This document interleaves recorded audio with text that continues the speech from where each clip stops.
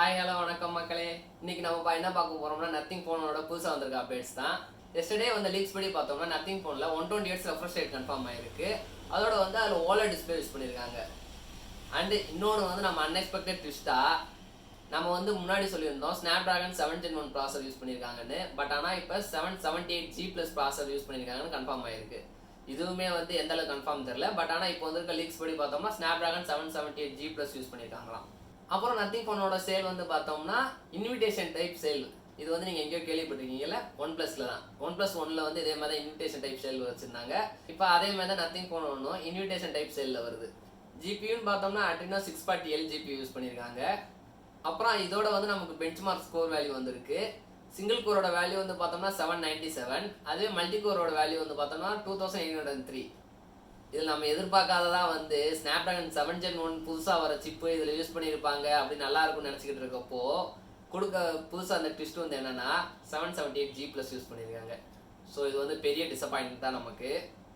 லாஸ்ட்டாக 2 டேஸாக ரெண்டராகிட்டு இருக்க வீடியோஸ்லாம் பார்த்தோம்னா ஃபுல் அண்ட் ஃபுல் வந்து அந்த ரியரில் இருக்க லைட் ஸ்ட்ரிப்பை ஃபோக்கஸ் பண்ணி தான் இருக்குது. பட் ஆனால் உள்ளே இருக்க சிப்பு வந்து பார்த்தோம்னா நம்ம எதிர்பார்த்ததை விட கம்மியாக கொடுத்துருக்காங்க. ஒருவேளை இந்த சிப்பெல்லாம் வந்து நம்ம மறக்கணுன்றதுக்காக தான் வந்து அந்த லைட் ஸ்ட்ரிப்லாம் கொடுத்து நம்மளை ஃபோக்கஸ் பண்ண வைக்கிறாங்களோ தெரில.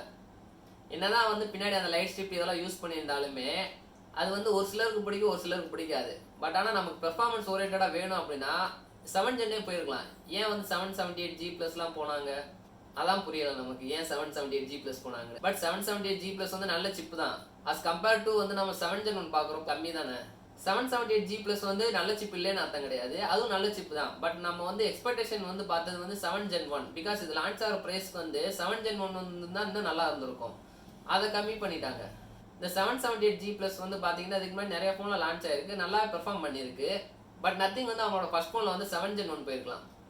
ஆல்சோ ரியர் கேமரா பற்றி டீட்டெயில்ஸ் வந்திருக்கு. பிரைமரி கேமரா வந்து பார்த்தோம்னா 50 MP அண்ட் செகண்டரி கேமரா பார்த்தோம்னா 12 MP அல்ட்ரா வைட் கேமரா. ஃப்ரண்ட்டில் பார்த்தோம்னா 8 MP கேமரா. வேரியன்ட்னு பார்த்தோம்னா 8GB RAM 128GB ஸ்டோரேஜ் தான் வருது. நமக்கு தெரிஞ்ச இன்னொரு லீக் வந்து பார்த்தோம்னா இதில் வந்து 6.55 inch OLED டிஸ்பிளே யூஸ் பண்ணியிருக்காங்க. 120 Hz ரெஃப்ரெஷ் ரேட் இருக்குது. இந்த 778G+ வந்து பார்த்தோம்னா ஒரு 6 nm சிப்பு. இது வந்து அந்த அளவுக்கு ஒன்றும் மோசமான சிப்லாம் கிடையாது.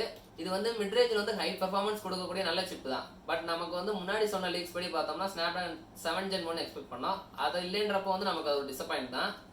பட் ஆனால் இந்த 778G+ வந்து நல்லாவே பெர்ஃபார்ம் பண்ணு. இது ஒரு 6 nm சிப். ஸோ நல்ல ஆப்டிமைஸான சிப் தான். முன்னாடி இந்த ஃபோனை பார்க்குறப்ப வேறு லெவலில் தெரிஞ்சு இப்போ வந்து ஒவ்வொரு விஷயமா வந்து டம்மி பண்ணிட்டு போகிறாங்களோன்னு தோணுது. இதெல்லாம் சமாளிக்கிறதுக்கு தான் பின்னாடி இருக்கிற ரியல் ஸ்ட்ரிப்பை மட்டும் ஃபோக்கஸ் பண்ணி நிறைய வீடியோஸ் ரிலீஸ் பண்ணுறாங்களோ நம்ம. அது மட்டும் இல்லாமல் இந்த ஃபோனோட சேல் வந்து இன்விடேஷன் டைப்பில் வருது. இவர் அங்கேருந்து இங்கே வந்ததுக்கப்புறம் எதை கொண்டு வந்தாரோ இல்லையோ இந்த இன்விடேஷன் டைப் சேலை கொண்டு வந்திருக்காரு போல். நம்ம ஸ்டார்டிங்கில் OnePlus கில்லர் அது இதுன்னு பேசணும். பட் இப்போ வந்து ஓவர் லீக்காக வெளியே வர வர பார்த்தோம்னா இது ஒரு ஆவரேஜ் மிட்ரேஞ்ச் ஃபோன் மாதிரி தான் தெரியுது. அந்த டிரான்ஸ்பரண்ட் டிசைன் ஒரு நியூ லுக்கை தவிர இந்த ஃபோனில் வந்து பெருசாக அதுவும் நமக்கு பெட்டராக கொடுத்த மாதிரி தெரில. அட்லீஸ்ட் அந்த கேமராலையாவது நல்லா ஆப்டிமைஸ் பண்ணி ஒரு நல்ல அவுட்புட் வந்தால் நல்லாயிருக்கும். ஸோ அவ்வளோதான் மக்களே. இதுக்கப்புறம் ஏதாவது புதுசாக லீக்ஸ் வந்துச்சுன்னா நான் கண்டிப்பாக அப்டேட் பண்ணுறேன். ஸோ மறக்காமல் சேனலை சப்ஸ்கிரைப் பண்ணிக்கோங்க. Take care, see you, bye bye.